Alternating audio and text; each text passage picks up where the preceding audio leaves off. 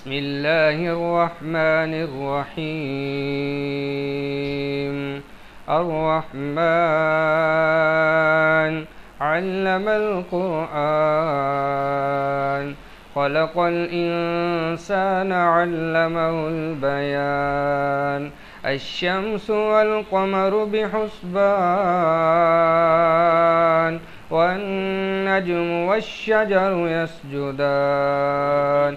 والسماء رفعها ووضع الميزان، ألا تطغوا في الميزان، وأقيموا الوزن بالقسط ولا تخسروا الميزان.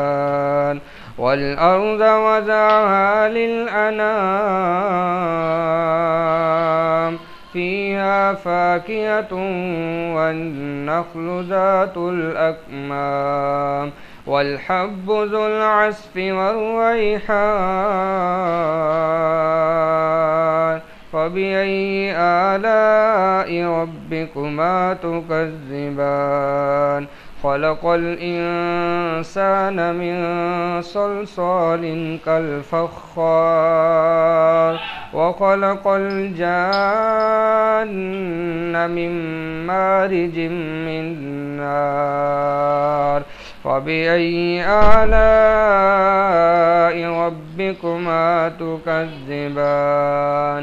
رب المشرقين ورب المغربين. فبأي آلاء ربكما تكذبان؟ مرج البحرين يلتقيان، بينهما برزخ لا يبغيان. فبأي آلاء ربكما تكذبان؟ يخرج منهما اللؤلؤ والمرجان.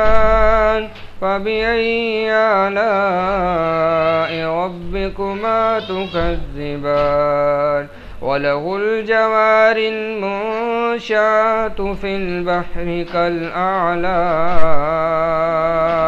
فبأي آلاء ربكما تكذبان؟ كل من عليها فان، ويبقى وجه ربك ذو الجلال والإكرام. فبأي آلاء ربكما تكذبان؟ يسأله من في السماوات والأرض كل يوم هو في شأن. فبأي آلاء ربكما تكذبان؟ سنفرغ لكم أيها الثقلان. فبأي آلاء ربكما تكذبان؟ يا معشر الجن والإنس إن استطعتم أن تنفذوا من أقطار السماوات والأرض فانفذوا، لا تنفذون إلا بسلطان. فبأي آلاء ربكما تكذبان؟ يرسل عليكما شواظ من نار، ونحاس فلا تنتصران. فبأي آلاء ربكما تكذبان؟ فإذا انشقت السماء فكانت وردة كالدهان. فبأي آلاء ربكما تكذبان؟ فيومئذ لا يسأل عن ذنبه إنس ولا جان. فبأي آلاء ربكما تكذبان؟ يعرف المجرمون بسيماهم فيؤخذ بالنواسي والأقدام فبأي آلاء ربكما تكذبان هذه جهنم التي يكذب بها المجرمون يطوفون بينها وبين حميم آن فبأي آلاء ربكما تكذبان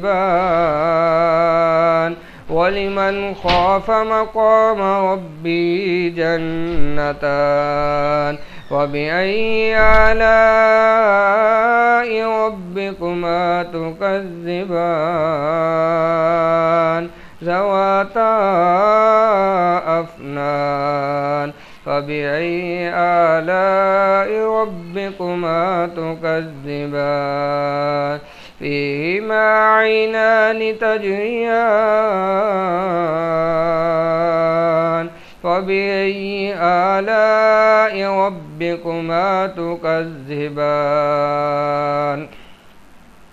فيهما من كل فاكهة زوجان فبأي آلاء ربكما تكذبان متكئين على فرش بطائنها من استبرق وجنى الجنتين دان فبأي آلاء ربكما تكذبان فيهن قاصرات الطرف لم يطمثهن إنس قبلهم ولا جان فبأي آلاء ربكما تكذبان كأنهن الياقوت والمرجان